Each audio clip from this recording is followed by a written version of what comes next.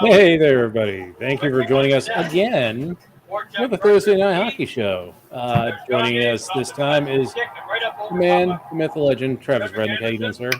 I'm good now that you can hear me. I was just over here I can hear you. just flailing my arms and Well, apparently the audio screaming. issue was on my side. It was the headphones were not picking you up for some reason. So I'm going sans headphones. I'm naked. Yeah, I can be hard to pick up sometimes. It's because I'm very fat. It's a weight issue on my end. There's a lot of it. Well, That's you're the just a issue. big person to begin with. I am. You're tall. I'm 6'2.5", 6'3", somewhere in there. I'm 5'8". Yeah. I'm I like can 5x5. I can officially pick up the front tires of a Ranger by the bumper. That's my new claim to fame. I can actually grab the front end of a 2003 body style Ranger and get the tires off the ground while it is in park. So that's pretty impressive. Yeah, so I worked hard to get here. I ate a lot of red meat. Meat. So how are you doing, man? How's your week going? Yeah, it's going. It's been a weird one. But decent, I would say. How about you? Good, man. Good. I did a radio show this morning and was guest host on it. And, oh, nice. Yeah, just doing my thing.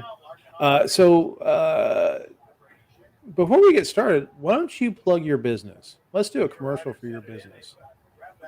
So I own the Deep End Antiques in Beckley, West Virginia. We sell anything old or odd. We have probably about 300 different crystals, rocks, gemstones in stock right now. Several thousand vinyl records, glassware, vintage clothes, military pottery, taxidermy. And you kind of take your pick. It's the only antique store of its kind in West Virginia that I'm aware of. We're not a mall. It's just me and my partner that own it. So cool. It's a pretty cool little spot. Nice. Well, excellent. So if anybody wanted to find it, how would they find it? We are on Facebook at Deep End Antiques. You can look up my name. I'm marked as the owner on the page. So if you just look at my page, it's all public. You can find it from there. I'm the only Travis Rednick out there. Excellent. All right, so we'll go ahead and just restart the show because the first attempt was a massive failure. Yeah, and now I'm here, so it all worked out. And you're here too.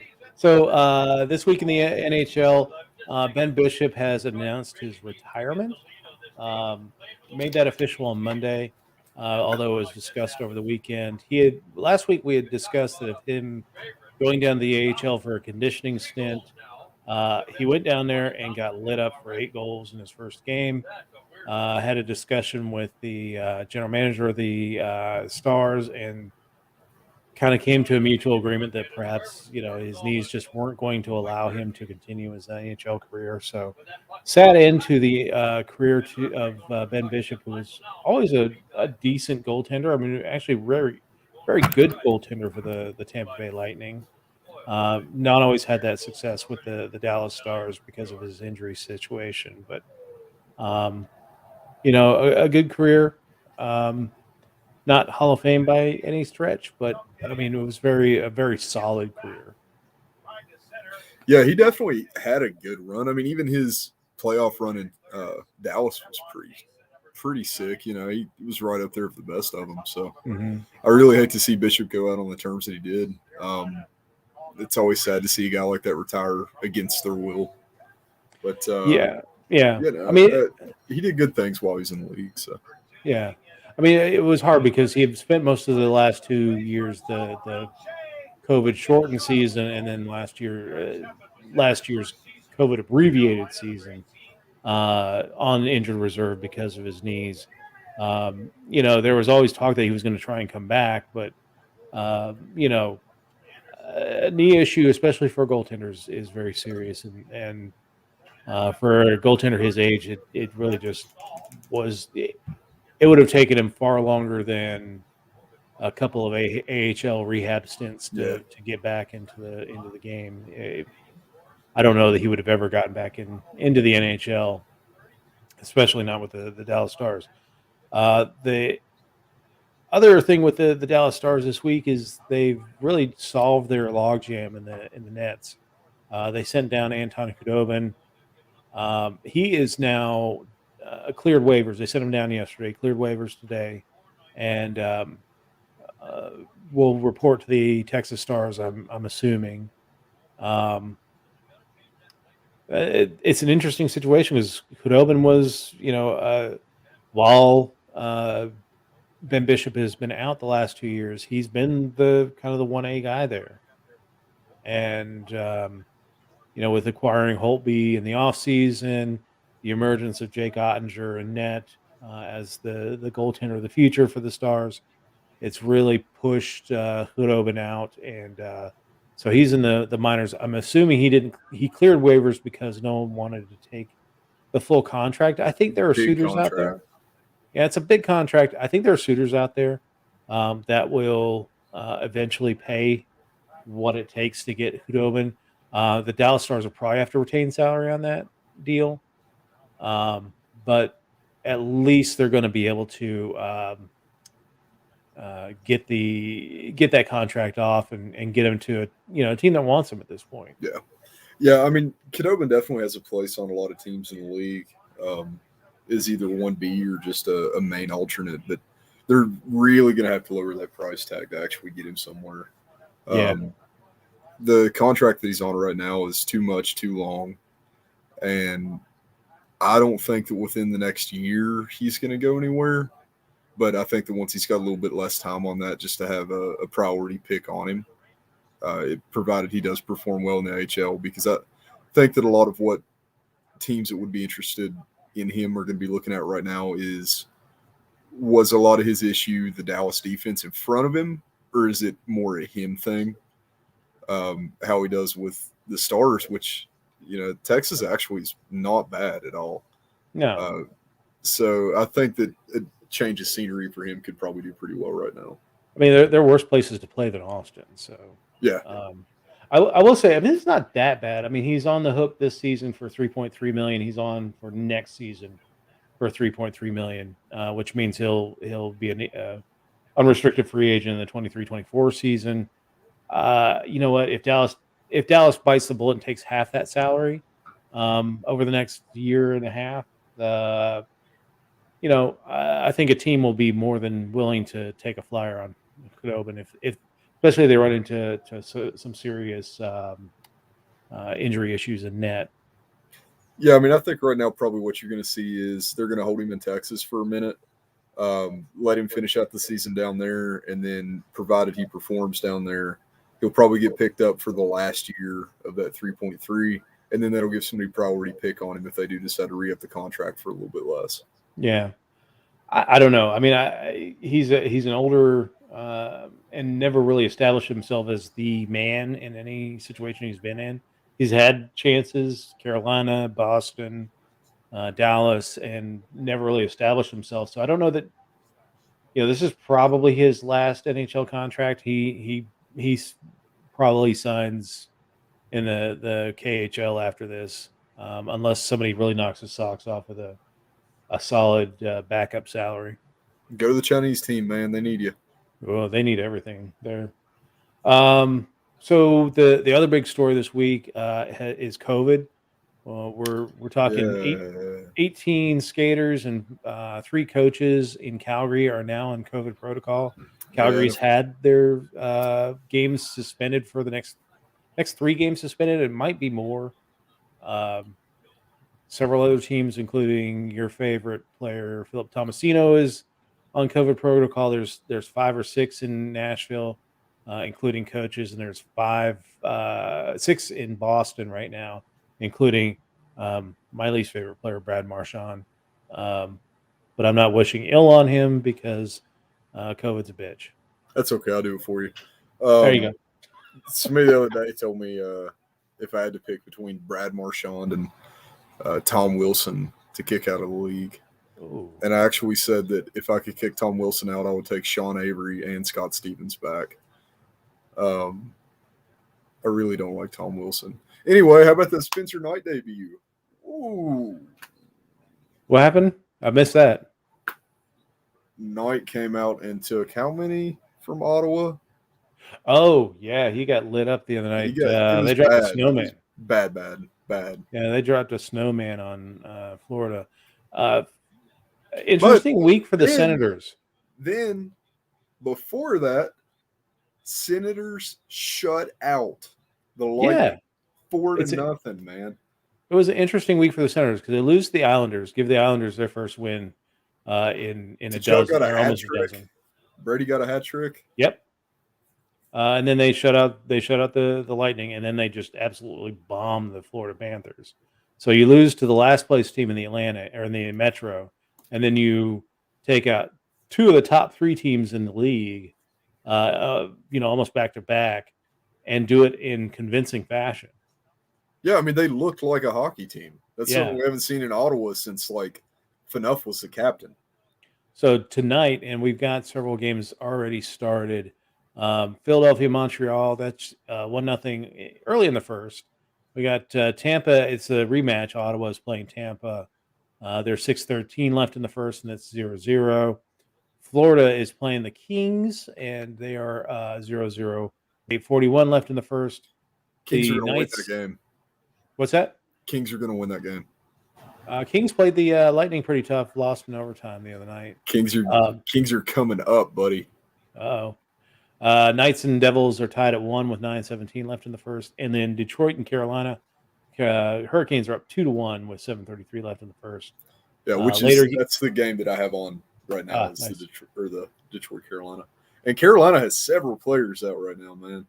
Yeah, Carolina actually I think is going to struggle tonight. Right now they're up 2-1. Tony DeAngelo got one of those. We'll be talking about him in a little bit. Yeah. So far it's been a pretty stellar game though. It's above par for a X versus Detroit game. Yeah. Boston Islanders start at 7:30. We got Colorado and Nashville at 8 o'clock. Buffalo is in Minnesota at 8 o'clock. Columbus is taking on Edmonton, who we'll talk about later. Vancouver, again, we'll talk about them later. They're taking on the San Jose Sharks. And I saw a story posted talking about Evander Kane showing great attitude and turning heads in the AHL. I'm not going to trust that. Was it Evander Kane #1fan.com? I don't. It's almost as bad. It was Hockey Buzz because I went there to the HockeyBuzz.com. One of those money bricks to write. Yeah. So probably planted by his agent, trying to get him out of San Jose and then back into an NHL roster. But yeah, so San Jose's playing Vancouver tonight, and then of course the Calgary-Toronto game has been postponed. Not sure when those are going to be played. But let's continue with the COVID theme. What was that? Exciting personal news. A skunk just sprayed outside of my house. Oh, that's lovely. Either that or the neighbors are smoking pot, but it's really close. You're just smelling the part I dropped. Yeah, dude, that's a nuke. Pretty sure that a skunk just sprayed outside. I don't know. I had Popeye's red beans and rice, so it could happen. Oh God, I miss Popeyes so much. Anyway, so let's continue with our COVID theme while you deal with your skunk issue. So we're talking about, we talked about last week about the Olympics, and there's been a lot of consternation about, should we go to the Olympics? Is the NHL going to participate? Gary Bettman threw it back into the players' hands, saying basically it's their decision whether they want to go to Beijing. The NHL has already scheduled a 3-week break, so and they've already stated that they're not going to reschedule games into that window, that 3-week window. Although I think with what we're seeing with Calgary, and you're probably going to end up seeing in other locations, is that you're going to see teams having to schedule into that window to make up games. but it will be hard because places like MSG, Staples Center, probably the new Seattle Arena are probably going to be pretty booked up during that 3 week period because they thought that there wasn't going to be anything there during that time. The NHL certainly didn't tell them to hold it open. We were thinking that we're going to be past a lot of this COVID issue, and we're not clearly. Um, but I know you think that there's no chance that we go to China. Nah, man, I don't think we're going to China. I don't think we're going to have an all-star game. I think that they're going to figure out really quick that we have to button down a little bit if we want to finish this season. I mentioned to you earlier the likelihood of going back to a Canadian division. I wouldn't be surprised if in the next 5 or 6 months you don't see Canada close the border again. Probably more like 2 or 3, but as winter starts to set in, people are spending more time indoors. You've got the new variants and stuff. I think that it's going to be, do you want to watch hockey in Canada? Then it's going to be Canadian-only hockey. I'd say that they're probably going to go back to the COVID restrictions that got us the Northern Division to begin with. It'll be interesting to see how they do that as a schedule mid-season. I almost think that if it gets to that point in Canada where they start talking about doing a Canadian only division, they will end the season early like they did a couple of years ago, and then just do a bubble for the playoffs. I don't know. I mean, I know that there are variants. I know it's hitting hard, and we don't know, especially about the Omicron variant. The news that I've seen has been relatively good for especially people who have been vaccinated, that it's not as bad. But the problem with the Omicron variant is much more contagious, so it spreads a lot faster. And as we've seen with Calgary, it was like three days and like 18 players and 3 coaches are infected. So we will. It's a serious and scary thing. And I think the players will at some point in the next couple of weeks come out and say, as much as we want to participate in an international tournament, now is probably not the right time. As much as we want to go to the Olympics and participate, the Connor McDavid was interviewed, and he said that some potential quarantine scenarios are quote unquote unsettling. This is what he said. It's obviously going to be a very fluid situation, and we need to continue to gather that all the information that there is. I think there hasn't been a ton of information that's come out. Then all of a sudden there's this 3 to 5 week thing that kind of has been floating around. I don't know if that's a Canadian requirement or if that's going to be a Beijing requirement, that if you catch COVID while you're over there, it's 3 to 5 week quarantine. But if you're talking 3 to 5 weeks, that's going well past the trade deadline. Almost end of So you're talking about if it's 5 weeks, you're talking about 2 weeks till the end of the season. So I don't know a lot of guys would want to risk that.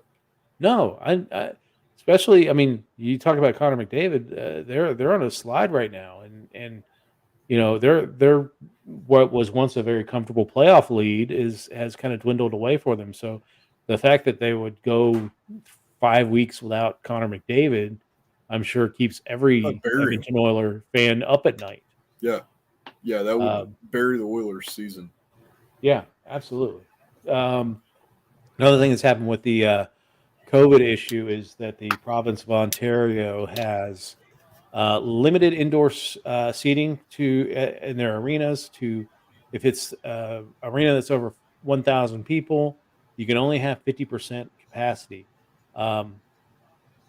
There are 2 NHL arenas, of course, in Ontario, Ottawa, and Toronto. It's a much bigger issue in Toronto because they've already sold out. Yeah. The Toronto seats are gone. I mean, this is why, every time we play the Leafs in Buffalo, like 60% of the arena is Toronto fans, because they can, spend, they can buy up all the seats and still spend less than they would going to a Leaf Garden at Scotiabank. Yeah, I mean, you're setting rinkside for the same price as nosebleeds. It's yeah. So, might as well. what happens to those people who have, the Leafs are going to be out a lot of money. And this after having not having a crowd last year, and not having a crowd this year, or they're having a crowd this year, but now having to refund at least half of your tickets. A lot of those will probably be season tickets as well. Yeah, I mean, I think that more than likely they'll try to keep the expensive tickets as much as they can. Yeah. So if you're like lower bowl, you're fine. If you're upper bowl, you're not. If we have any viewers that have an idea of what they're going to do, I mean, you're more than welcome to chime in and say it, because we don't know either. Yeah. Everybody's in the dark. No, I don't think that Toronto knows what Toronto's going to do. I think that's where we are right now. So, they're probably going to have some kind of board committee vote. Yeah, they're probably going to have some kind of board committee vote on it and see. I mean, I don't think the one solution's better than another.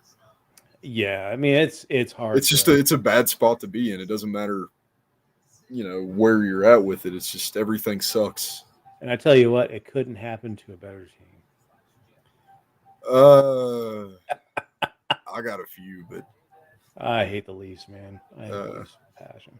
I hate Tom Wilson, so by default. Yeah, I hear that. So, let's see. So, 50%. I'm expecting that to expand Canada wide. Yeah. So it's going to impact other teams. So, I know the Oilers are selling out their arena. Calgary, having gotten off to a really fast start, that the Flames fans have been buying up their tickets. I am genuinely surprised that this didn't happen in BC before it happened in Ontario. Sure, yeah. BC's the Pacific Northwest of Canada. It's pretty much the same thing. You get the same regulations. They act the same as ours. So the fact that Vancouver didn't do this before kind of surprises me. I think that Vancouver's just kind of treading water right now anyway, as far as the team goes. They'll do anything they can just to get people in the seats. They might not even have to impose a 50%. Vancouver's been about as dead as Florida and Arizona and, on and on. I've got some buddies that have been heading to Florida from New Orleans just to see live sports. Like they've been driving to Miami just to watch sports in general. So here's an interesting thing, because I know when Major League Baseball started their season this year,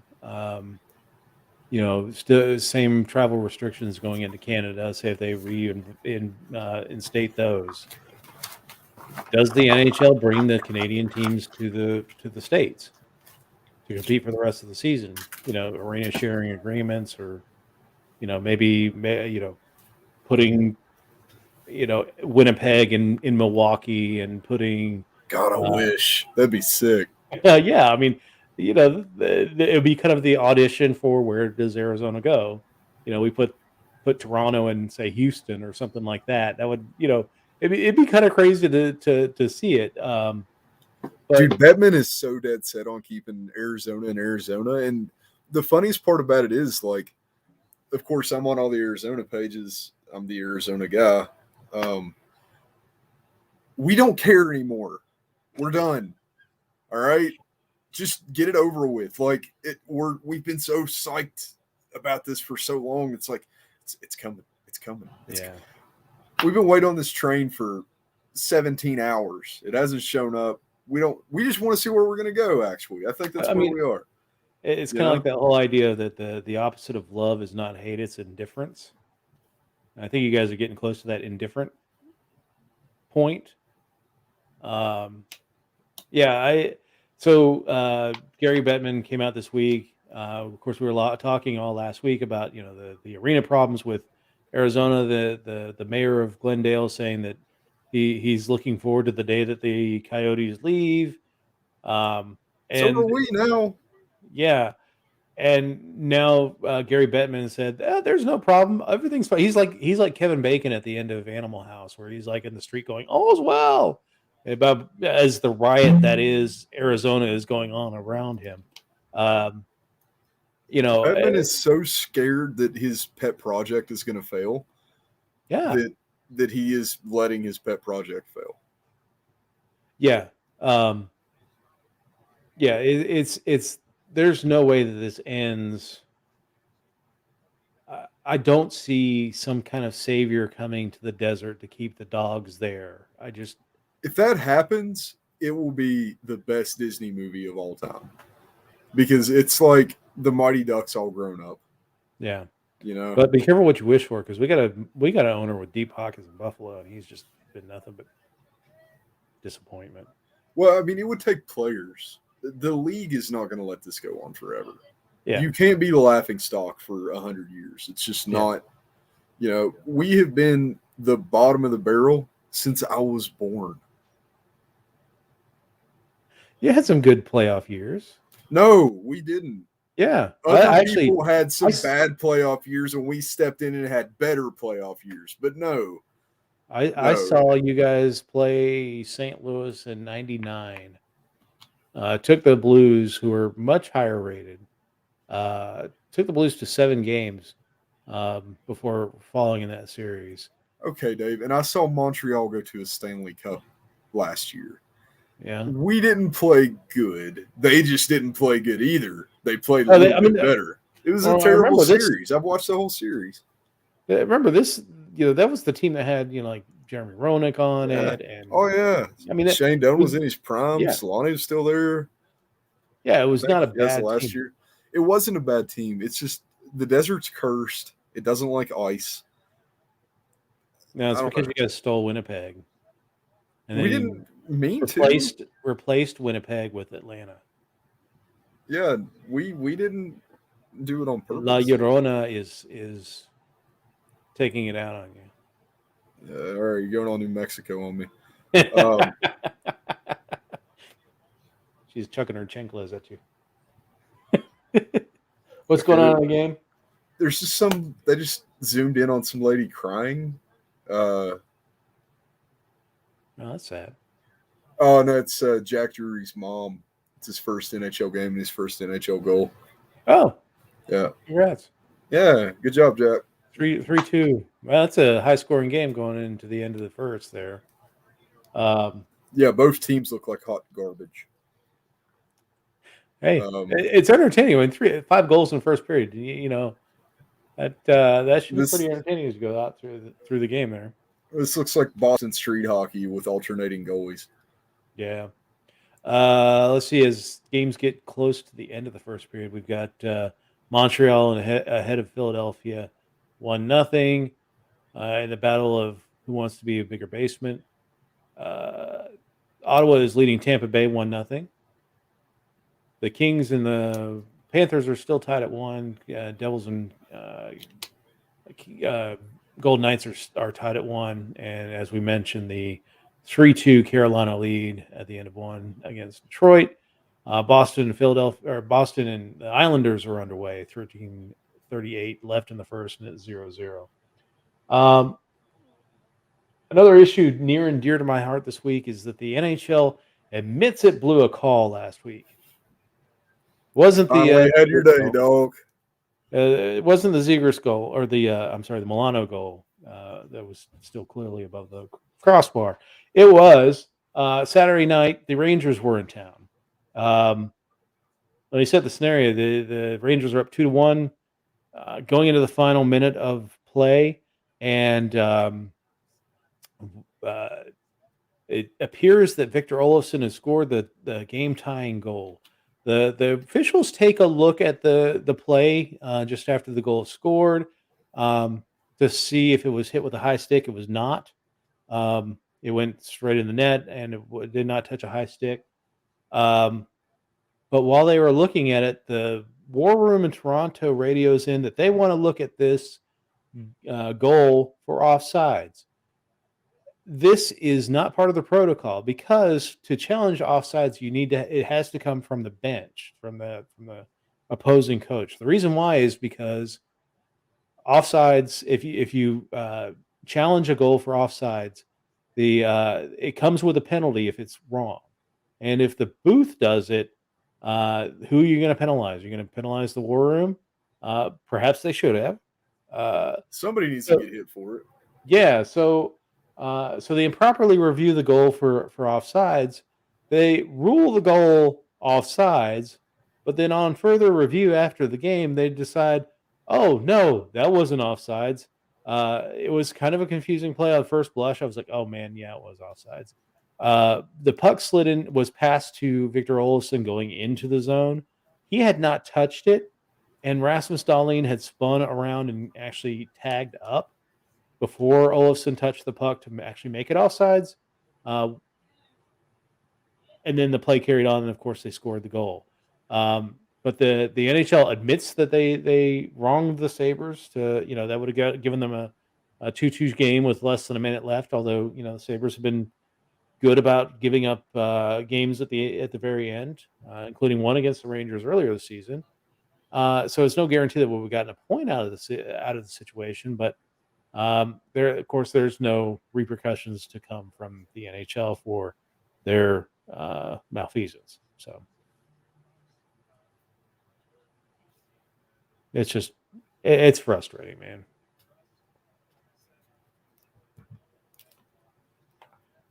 Yeah, I don't know, man. I'm not a fan of league decisions right now. Yeah, well, I mean, first off, you're the war room. How do you not know that you can't initiate an offsides review? And then how do you blow the offsides review? Yeah, on first blush, it does look like he was offsides, but if you know the rules and slow down the tape, I mean, they didn't take long to make the decision that he was offsides. Yeah, So and you're apparently they just actively looked at it and- reviewing. You're the review guy. This is your Yeah. job. You should have one know job. the rules. And you have a book. It's not a test. Yeah, exactly. It's just frustrating. It's another long line of slights that have come to the Buffalo Sabres from the league. It contributes to that idea that we're cursed and all that fun stuff. You're cursed. We're cursed. Welcome to the Thursday Night Cursed Hockey Show. We got some kind of New Mexican evil spirit hanging over our head. La Llorona is chucking chanclas at us as well. Yeah, those guys have the Ghost of the Hound line. More bad news for the Sabres. The guy that we got in the Rasmus Ristolainen trade, Robert Hagg, is out month to month. He was injured in Tuesday night's win over the Winnipeg Jets. First win in 8 games for the Sabres, so I'm glad they broke that streak. Robbie Fabry, he inks a 3-year extension with the Detroit Red Wings.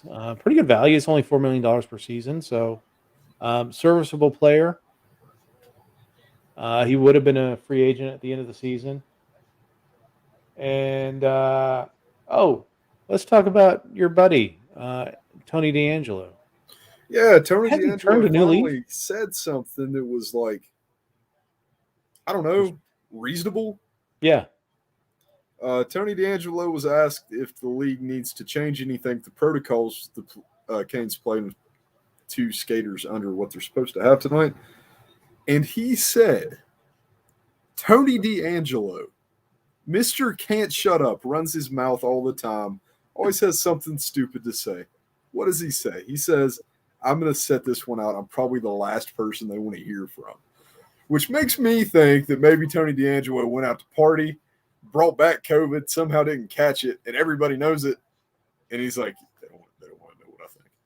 I don't know, man. It's just, for Tony DeAngelo to not have a stupid, off-putting comment to sling in somebody else's face and make somebody mad with.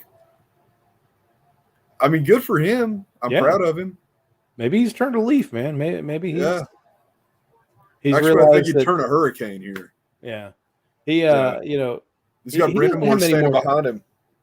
Yeah, Brandon Moore would kick his ass. He'd kick Brandon Moore, everyone's ass, absolutely. though. I mean, that's the thing. No, I mean, he's got to realize that there's not many more chances left in the league, and then he's in a good situation here. You're playing This is a for, best case scenario for a guy that doesn't fit in anywhere. yeah, you're on a team that's a contender, and that you've done some dumb things, and you should be playing in Buffalo at this point, relegated to mediocrity and pain. But no, he's going to be sitting. He can be playing playoff hockey if we make it that far in this season.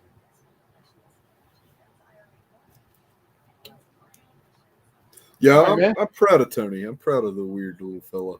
He also scored a goal tonight. Nice. Yeah, good for Tony. All right. Let's talk about our hot and not teams. Let me start sharing here. Can we just say all league Arizona's at the bottom of? You know what? I'm not picking on Arizona this season. Dude, it's not even picking on now. It's just accepting fate. You All can't right. pick on us. We pick on ourselves. I mean, I'm there with you, man. I do the same with Buffalo. So I roasted them on the radio show I was on this morning. So, what do you got in the Metropolitan Division? Who's your hot team? The Metro is actually, I have to go with Pittsburgh.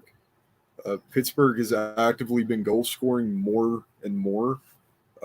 Crosby's looking like he's comfortable on the ice again, which is a nice change of pace for the way they started the season. You know, kind of rookie, shorthand oriented, a lot of younger guys. Yep. Yeah, Carolina's been performing really well too, kind of to be expected. The real surprise in the Metro, though, is the Rags coming to the top. They barely got us last night. It went to OT. It's a 2-2 game, or 2-3, I think was final. It was a good game. New York obviously wasn't taking it seriously. They kind of breezed through. It was pretty easy. There's a lot of impressive guys on New York. Yeah, I don't know if I see him Capo staying got a number one. couple. He did, yeah, and that's a guy that we've kind of been waiting to see perform. So, Yeah. I'm glad to see him coming back up. Good game. It was a good game for them. For me, I'm also with Pittsburgh. They're on a 5-game winning streak, going for 6 tonight. And I think, are they playing Nashville tonight? Pittsburgh. Yeah, who are we playing tonight? Nashville is in Colorado. Pittsburgh tonight is They're off tonight. They're off tonight. Okay. Tomorrow they're playing Buffalo. That's right. Yeah, we go right from Minneapolis to Pittsburgh to end our 3-game road trip.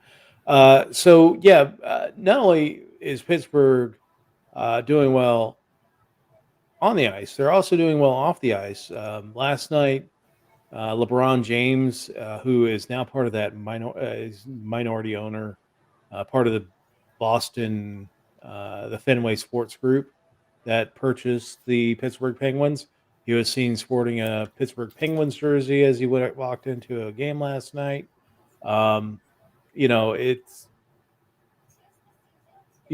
Pittsburgh's got a little bit of buzz around them now with the purchase of the team.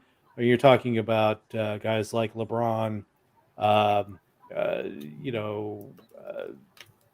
think Brady's part owner now. I mean, it's kind of the celebrity team that now owns the Pittsburgh Penguins and are going to get a lot of play in the media because of that.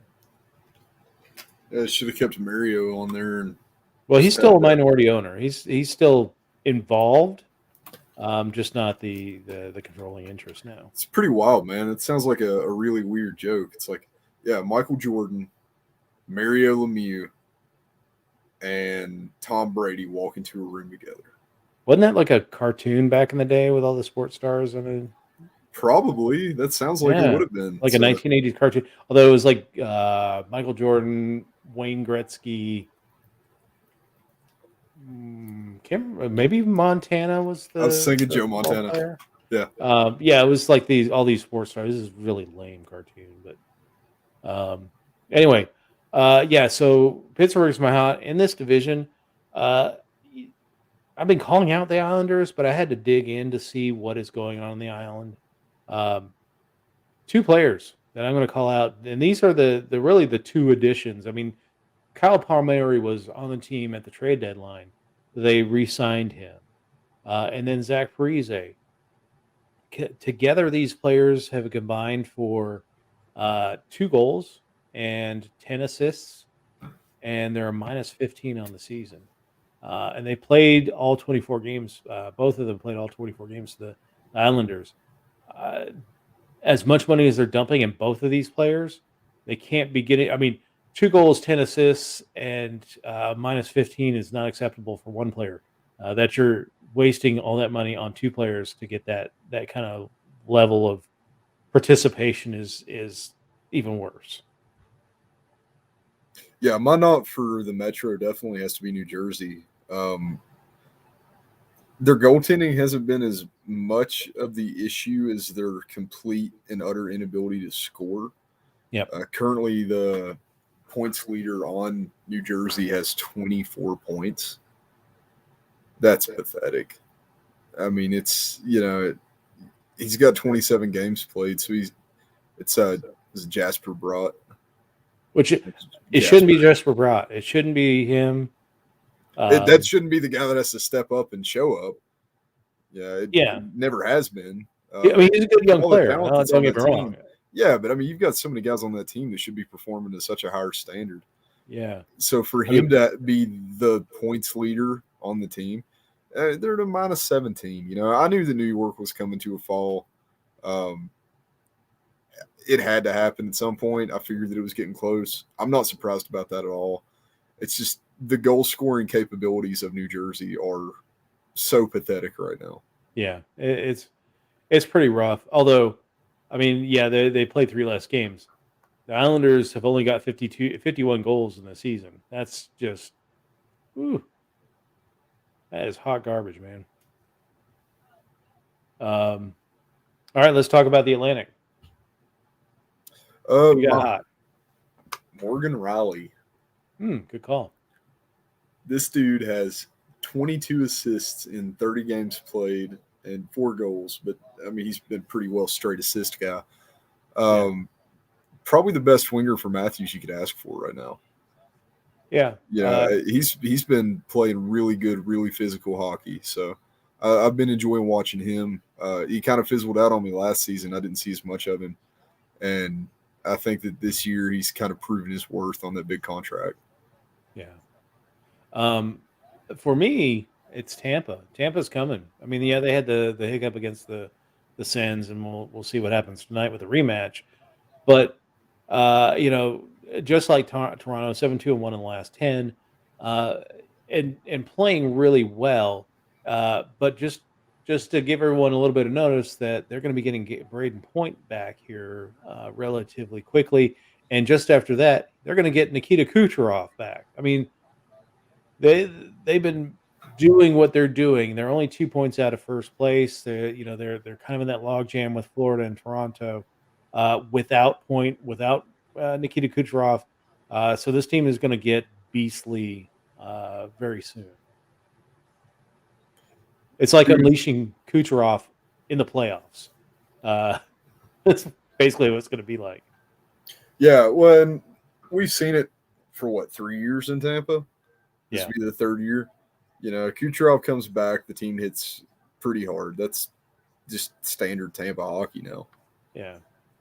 I'm going to give an honorable mention to goaltender Ukko-Pekka Luukkonen has come into Buffalo and really stabilized the situation in the nets for them. He is at a 1.99 goals against average in his 4 starts, a .939 save percentage, which is phenomenal. The fact that the Sabres haven't been able to score, they couldn't score on death row with a fistful of pardons, has been, kind of the reason why he has not picked up 4 wins based off of those performances. But we're starting to see the team kind of trust him, And that's what they have been doing with Craig Anderson. They trusted him to make the saves, and they hadn't been doing that with, to a little bit of extent, they did it with Tokarski, but they didn't do it with Tokarski of the last couple months, and it's absolutely not with Aaron Dell. They just didn't trust him. Or And what? yeah. And the other bonus with Ukko-Pekka Luukkonen is he got Arundel sent back down to the minors. Thank you, sir. I really appreciate it. I think Dustin Tokarski is back off of the COVID protocol, so we'll see how the team fares with the Luukkonen Tokarski tandem.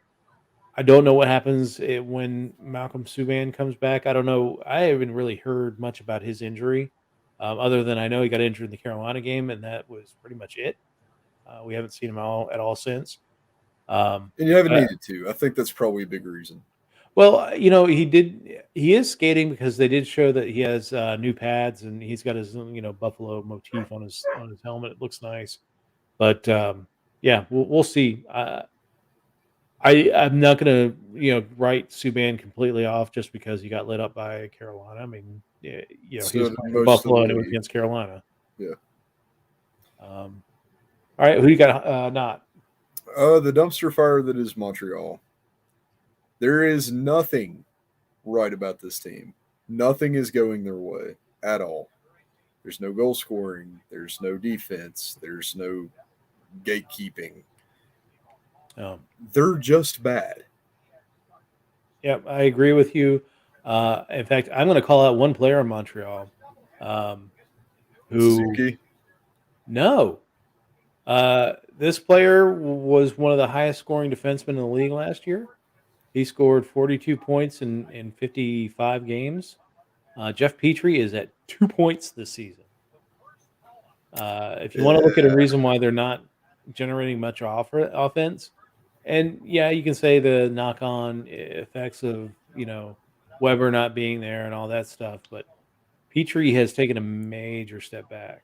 Yeah. And part and parcel of the reason why Montreal is on once again another losing streak at 4 games now. 30 games into the season, only having 15 points. That's 0.5 points a game. Yeah, it's not going to get it done. Central. El Centro. District Centro.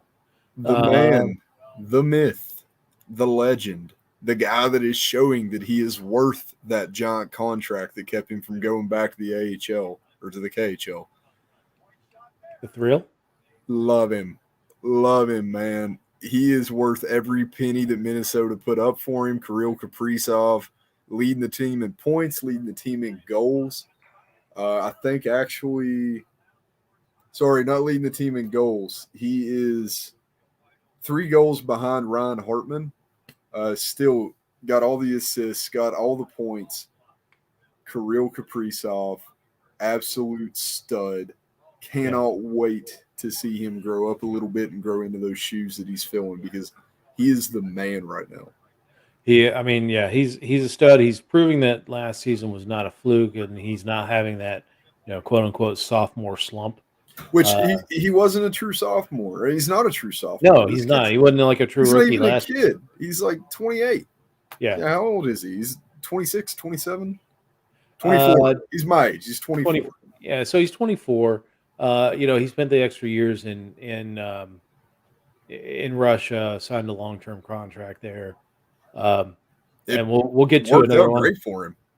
It did, and perhaps that is what led. Was it Matvey Miknov with the SKA team in club in Russia? He is one of the top prospects of this class coming out. He has decided to sign a 5-year contract with SKA. Don't know if it was under duress or not, but you never know with the Russians.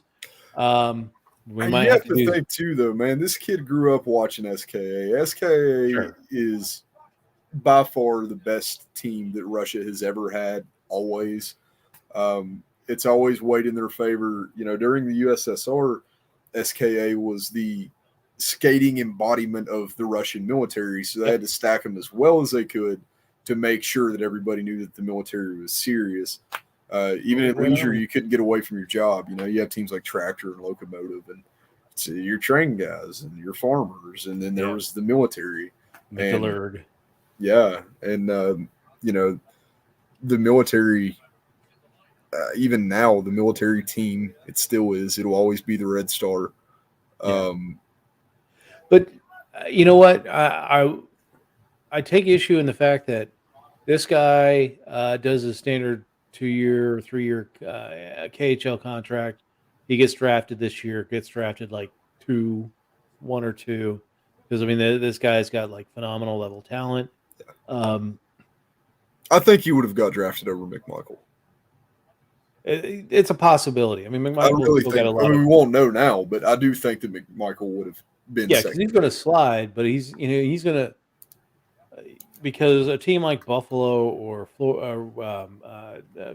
Arizona are not going to waste a first-round pick on a guy that isn't going to be here until 2025. Yeah, they need a player that's going to be here in a couple of years at the most. I think that if he wouldn't have signed that contract, you would have seen this generation's Ovechkin, Crosby 05-06 draft.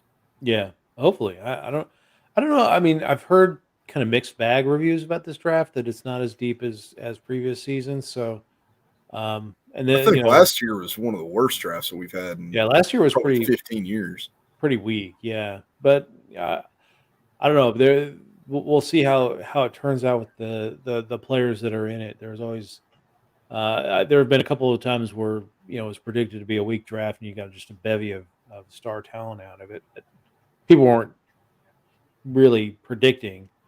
So Mignov is not going to be there, and I think he probably slides and ends up getting picked up by like a Tampa or a team that just really doesn't need him. Yeah, because they've already got all the talent in the world. But he's just going to slide in the draft and get picked up by a team that can stash a player away for 5 seasons. Anyway, so do we do? Oh, I didn't do my hot for this division. For me, it's Colorado. They're on a 5-game run, which is good. But Nazem Kadri is on a ridiculous pace right now, points pace. He's well over 100-point pace. Man, he'll slap a ref and get right out of it. Yeah, I mean he's not Kadri. He's always going to be Kadri. He's only got 40 PIMs right now. That's, I mean, for him, that's not bad. Maybe he is adjusting.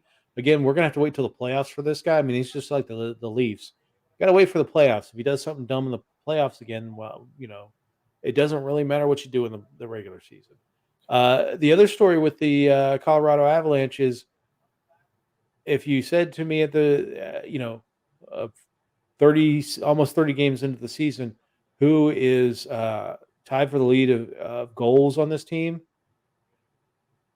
it's not McKinnon, it's not Landeskog, it's not Burakovsky, it's not even Kadri. It's Cale Makar and Mikko Rantanen. Now, Rantanen's not a surprise, but Makar is starting to have you can make the argument of having almost a historic season as a defenseman, at least scoring wise. I mean, he's starting to remind you a lot of 2 guys in particular. What, Housley and Bork? Yeah, and Orr. I'm putting him up there. I mean, I see more of his offensive game than his defensive game. I would say more Housley, yeah. I mean, I just mean as far as like historically, like most valuable defenseman. Oh yeah, He's this point, proving it right now. He's doing a good job with it. Yeah, at this point, I mean, 13 goals in 26 games, so he's at half a goal a game. You're talking, about a 40-goal season for a defenseman. Now he's probably going to cool off at some point, but still, getting near 30 goals as a defenseman is unheard of. I mean, it's ridiculous.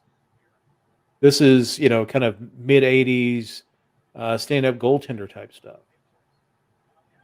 So He actually currently has 6 more goals than Arizona's point leader, Clayton Keller, who is also the goal leader.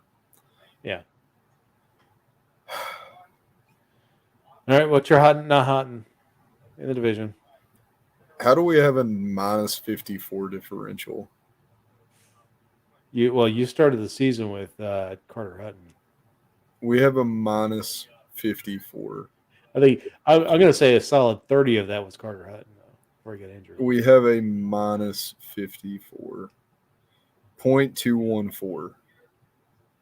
It'd be hard to get under this. Somebody needs to tell the bus to quit backing up. We've been run over. We've been drunk. It's the horse is dead. Stop beating it. The horse is on fire. Yeah, 12 points. But they were burning the carcass. Remember, you're only 3 points behind Montreal at this point. Thanks for that, Dave. Don't screw up the tank, man. Don't screw up the tank. This is probably going to be a historic tank, actually. I wouldn't be surprised if this wasn't the best tank that ever tanked. I feel like we're a Panzer. This is just 100 gallons of propane with an open flame underneath it. Yeah. For me in this division, say something Dallas. Else. Okay, Dallas, thank you. What are you doing to me? Like I last week I pump your tires. I say, man, you guys are coming up. You're making moves. You had gotten into the playoff conversation like a point out of the fourth place. And then you just completely shit the bed. Like, yeah. I mean, and it's not, I'm not going to hang it on the goaltenders. Yeah, you have flux in your goaltender situation, but you actually pick the 2 best goaltenders to ride with. It's your scoring. Like, you're not getting any consistent scoring out of your forward group. Those high-end D-men that you have, the offensive D-men that you have are not getting it done either. What are you guys doing? Are they gonna fire the coach? I mean, that to me, I think that's the next logical choice for them is to axe the coach and hopefully bring in a miracle worker. But that position looks like it's already been filled. So yeah, I mean, even Joe Pavelski, he's getting a ton of opportunities for his infamous tip-in. Captain America and that tip-in has been a thing for years. He's not doing good. Nobody on Dallas is connecting with anybody. I don't know if maybe it's just a big personality clash cluster in the players, because there's so many good pieces that individually are phenomenal, and together they do absolutely nothing. Bonus is definitely on the update your resume watch at this point. Yeah. That's been disappointing because they really made some good strides going into last week, and then just they lost the last game. Good. I mean, they lost the last game before our show to Vegas, but that was a good game. They didn't get blown out by any stretch, but then they go out to Los Angeles and just sleepwalk. And they've lost 3 games this week. And was a 1-point differential in the playoff race now has gone to 7 points? Yeah, I mean, Dallas is not going to be involved in this playoff. Yeah, and really, I think that the most impressive team in this division on the come up is Nashville. They are. They're on a 5-game run too. It speaks to how competitive this division's being. And they're on a clean 5-game run. I mean, they're doing really, really, really good. It's not something I expected Nashville to do in their current state. Plus you got to factor in the fact that they've had players on the COVID protocol. They're getting more. So the step up of Nashville right now is very reminiscent of right after Crosby got injured. Whenever Crosby and Malkin were out in Pittsburgh, and you had some guys that were known but lesser known step up and prove that they could at least stand in the same spot for a little while. So I like it. I like to see it. Yep. You like to see it. All right. West or Pacific Division. What you got? This is tough, man. There's some guys that are performing to higher standards than I thought they would. There's some guys that are really falling off. I think that the Sonny Milano, Trevor Zegras combo in Anaheim is awesome. Mm-hmm. Those two guys are doing fantastic. Calgary's played really good. Vegas, I don't feel like should be in third. I've watched a lot of Vegas here lately, and they don't look good. They just look better than the team they're playing. Vegas winning games is the lesser of two evils right now, which is kind of odd that they fell off so quick. Yeah. The big trade for Eichel, and then everything just kind of quieted down in T-Mobile. So we'll see how that goes. I think that right now, though, probably my number one pick is going to be Mangiapane. He has shown a lot lately that I didn't know that he had. I mean, he's a guy that he hasn't been around a long time, but he's been around long enough that you would think that he would have already put it out there if he had it. Well, he was a player that had an okay season last year for a largely disappointing Calgary team, and got once Calgary was eliminated and the season ended, he went off to play for Team Canada in the World Championships, and kind of was the reason why that team rebounded and went from an 0-3 start, which was, I mean, they were losing to like Kazakhstan, and it wasn't a pretty tournament for Canada to start with, and they turned it all the way around and won gold. In fact, I believe he scored the game-winning gold medal-winning goal in that, and he really just carried that over to this season, and has just been a really good force for the Calgary Flames, and part of the reason why they have exceeded expectations going into this. But unfortunately, he's one of those guys that has been hit by who've been put into the COVID protocol. So hopefully he doesn't get illness off of it, and sets him back. Just it runs its course for the team, and they're able to get back on the ice and not lose a step, because it's been a really good run for Calgary to start the season, and you'd hate to see that get wasted. Like I'm going to start with my not hot team. And it's pretty clear. It's Edmonton. Like, what is going on there? They went from leading this division for 2 months, and it wasn't being close. The top of the it wasn't a close lead. It was like, this is who's on top, and then we'll start down here. Yeah. McDavid and Draisaitl were just going nuts and scoring video game numbers. Yeah. And it just stopped. Like, they're on a 6-game losing streak. I guess an imitation is the sincerest form of flattery. I think a fan in Edmonton is hoping to manufacture the same juju that the fans in Toronto did by throwing a jersey on the ice the other night. Maybe not hit the panic button too much at this point. You're still in a playoff position. You still have a winning record. This is a very Edmonton thing to do too. It seems like mid-season they always collapse, and then they'll kind of pump back up a little bit. So yeah. So I mean, there's still work for Edmonton to do. Now it's rather than having a comfortable run to the playoffs, now they're going to have to really fight, because Vegas is going to come up. Anaheim, they look for real. I mean, I'm going to give a shout out to Anthony Stolarz, their backup goaltender. I think he's on a 6-game winning streak personally. For a backup goaltender to be dropping those numbers, plus you have John Gibson, you have those young kids performing. Troy Terry's still tearing it up as well. I don't think Anaheim's going too far from there. Calgary, last year when we talked about teams getting COVID when they came back from these breaks, a lot of them struggled. So I hope it doesn't happen with Calgary, but Edmonton's going to be in a fight. And if you're talking about the Kings coming up, look who's just behind them. My hot team for this division, The miracle worker is at work. Bruce Boudreau, 5 games in, five wins.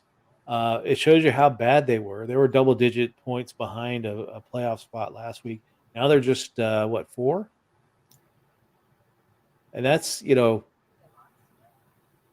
Bruce Boudreau did this with Washington when he took over the team back in 2008. He took the team and they went like 30-15 over the final stretch of the season and made the playoffs. I don't know what he does, but it's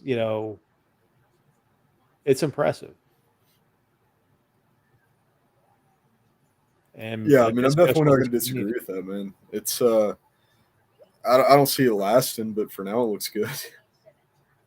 Well, I mean, if he does pull the same thing with Vancouver and does, winning 2/3 of the rest of the games, he's putting them in a very solid playoff conversation at the very least. They're competing for third, fourth, versus if Edmonton continues on their slide, they could be looking on the outside looking in. Yeah, and I think that the Edmonton slide is the pretty obvious not for this division. Yeah. To drop that rapidly, it's easy to get mixed up with an airplane with no fuel. I mean, it's just a dive bomb, dude. Yeah. And who knows? I mean, perhaps, Connor McDavid goes off and scores a hat trick, and then they take off again. It seems like when I call a team out, they tend to come right Pick back. up. So Yeah. we'll see what happens. And of course, when I praise a team like Dallas, they go off the deep end. So Arizona, you're doing so good. Arizona. Well, you're doing so good, so we can keep you in the tank. Arizona, I love to watch you play like this. You're doing fantastic. Keep it up. Don't stop. What else do you say? We love you, Arizona. We love you, Buffalo is Arizona. losing to Minnesota. The goals just scored in that game. Let's see. Colorado, Nashville 0-0 early in that game.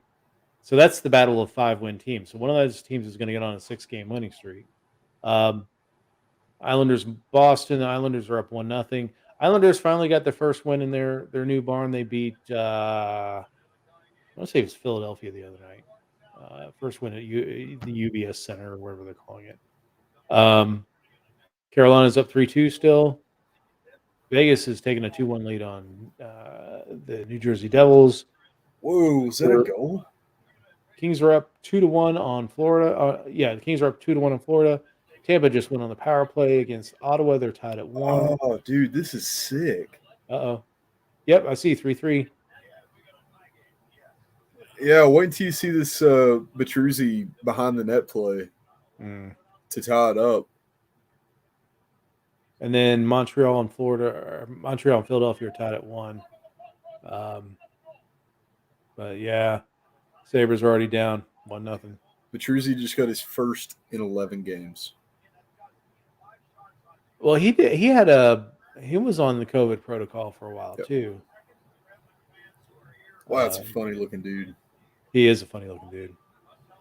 He looks like the one who his dad skated on, ground his face into the ice. Yeah. It's the teeth. All right, man. Got anything else for the week?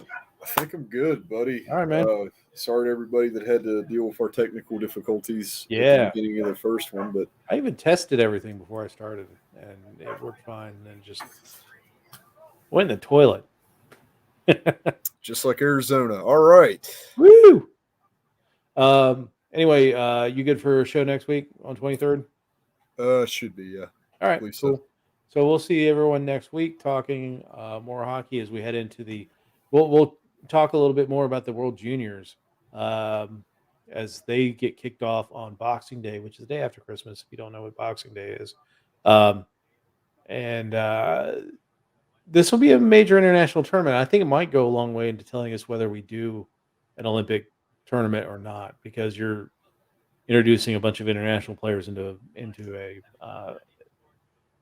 COVID environment. So we'll see what happens with that. But Anyway, thanks for joining us this week, and we will talk to everyone next week on the Thursday Night Hockey Show. Good night, everyone. We love you, Saskatchewan.